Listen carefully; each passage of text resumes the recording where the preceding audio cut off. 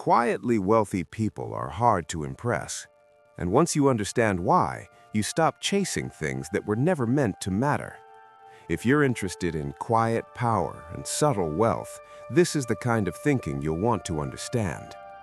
They've already seen what most people are chasing. Luxury doesn't shock them. Access doesn't excite them. Status symbols don't trigger awe. When something becomes familiar, it loses its emotional pull. What feels rare to most people feels normal to them, and that changes how they respond to the world. They don't confuse appearance with substance. Expensive objects, loud confidence, impressive titles, none of that carries much weight on its own. What they pay attention to is behavior. How someone moves when no one is watching. How they act when there's nothing to gain. Appearances are easy to manufacture. Substance is not. They measure people by consistency, not moments. Anyone can perform well once.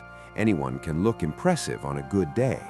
Quietly wealthy people look for patterns. They notice who stays stable, who repeats the same standards over time, and who only shines when conditions are perfect. Consistency signals structure. Structure signals control. They are not emotionally available for validation games. Compliments don't move them much. Criticism doesn't either. They don't need emotional feedback to regulate how they feel about themselves. Because of that, they rarely get pulled into ego battles, social competitions, or performative arguments. Silence becomes a filter. Most people try to impress upward. Quietly wealthy people look inward. Their reference point is internal.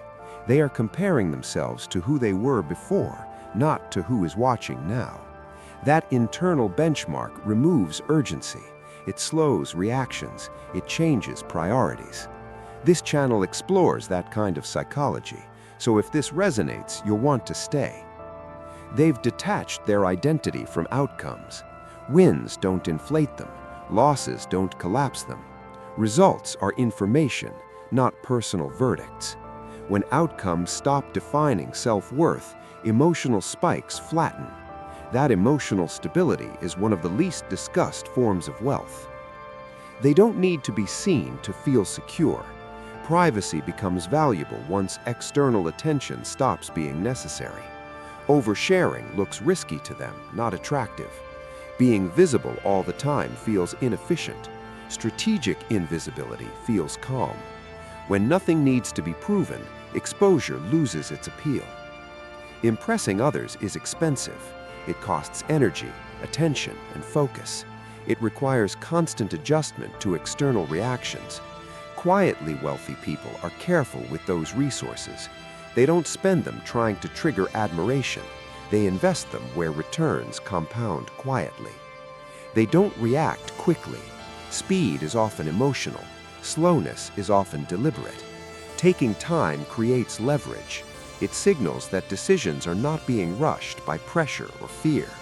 Calm responses in chaotic situations communicate control without saying a word. The less impressed you are, the harder you are to manipulate.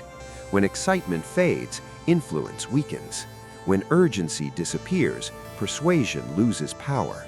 Emotional neutrality creates independence. That independence is why quietly wealthy people often feel untouchable.